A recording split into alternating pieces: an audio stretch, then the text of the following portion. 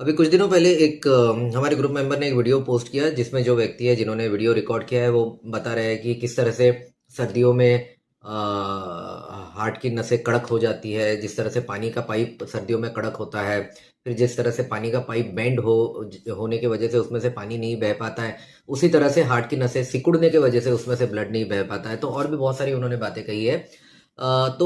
मैं कहूँगा कि उनका इंटेंशन काफ़ी अच्छा है, मकसद काफ़ी अच्छा है। ये वीडियो बनाने के पीछे वो लोगों को हार्ट अटैक से बेसिकली बचाना चाहते हैं और इसलिए ये जानकारी दे रहे हैं। लेकिन साइंटिफिकली जो उन्होंने एक्सप्लेनेशंस दिए हैं, साइंटिफिकली इनमें से काफ़ी एक्सप्लेनेशन बिल्कुल सही नहीं है और इसलिए मैं सिर्फ उन चीज़ों का सही साइंटिफिक एक्सप्लेनेशन इस वीडियो के माध्यम से आपको देना चाहता हूँ। तो सबसे पहले तो उन्होंने कहा कि सर्दियों में हार्ट की नसें कड़क हो जाती है और उसमें सिकुड़न हो जाती है जिस वजह वजह से हार्ट अटैक होता है। तो ऐसा है कि सर्दियों में हार्ट की नसें हार्ड हो जाना ऐसा नहीं होता है। सर्दियों में हार्ट अटैक होने के अलग मैकेनिज़्म्स होते हैं। हाँ, हार्ट की नसें कड़क हो सकती है ओल्ड एज में जब उसमें एक प्रोसेस होता है जिसको आर्टेरियोस्क्लेरोसिस बोलते हैं और फिर उसके अंदर जो फैट डिपॉज़िशन होता है जिसको एथेरोस्क्लेरोसिस बोलते हैं।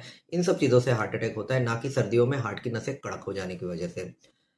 दूसरा वो कहते हैं कि डीप ब्रीदिंग करना चाहिए और उसकी वजह से हार्ट की नसों का टेम्परेचर बढ़ता है, फ्लो अच्छा होता है। डीप ब्रीदिंग ओवरऑल हार्ट की ही नहीं, ओवरऑल हेल्थ के लिए, लंग की हेल्थ के लिए एक अच्छी चीज़ है, लेकिन उसकी वजह से हार्ट की नसों का टेम्परेचर बढ़ के हार्ट की नसों में फ्लो बढ़ता है, ऐसा डायरेक्ट कनेक्शन नहीं है। तीसरा वो कहते हैं तिल का जो तेल होता है उससे चेस्ट को मसाज करनी चाहिए और उससे और हार्ट की नसें गर्म होगी और उसमें ब्लड फ्लो बढ़ेगा। तो ऐसा है कि इस तरह की मसाज से हो सकता है चेस्ट की मसल्स को फ़ायदा हो, लेकिन हार्ट को फ़ायदा होगा इसकी पॉसिबिलिटी नहीं है क्योंकि हार्ट काफ़ी डीप होता है। हमारे चेस्ट मसल्स के नीचे रिब्स या पसलियाँ होती है और उसके अंदर हार्ट होता है। तो इसलिए उसकी वजह से डायरेक्टली कुछ हार्ट को फ़ायदा होगा उस मसाज की वजह से, ये भी बात साइंटिफिकली करेक्ट नहीं है। फिर वो कहते हैं कि पानी काफ़ी सारा पीना चाहिए। हाँ, बिल्कुल पानी पीना सेहत के लिए ओवरऑल अच्छा है। लेकिन उनका कहना है कि पानी पीने से गर्म पानी पीने से अगेन हार्ट की नसों का टेम्परेचर बढ़ता है, ब्लड फ्लो अच्छा होता है। ये भी कनेक्शन साइंटिफिकली सही नहीं है।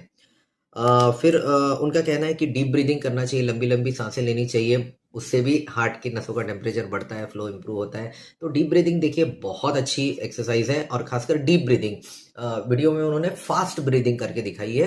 फास्ट ब्रीदिंग नहीं से बेटर होता है डीप या गहरी-गहरी साँसें लेना। उससे डेफ़िनेटली ओवरऑल हमारी हेल्थ को फ़ायदा होता है, लेकिन उसकी वजह से अगेन हार्ट की नसों का टेम्परेचर बढ़ के उसमें ब्लड फ्लो बढ़ेगा, ऐसा नहीं होता है।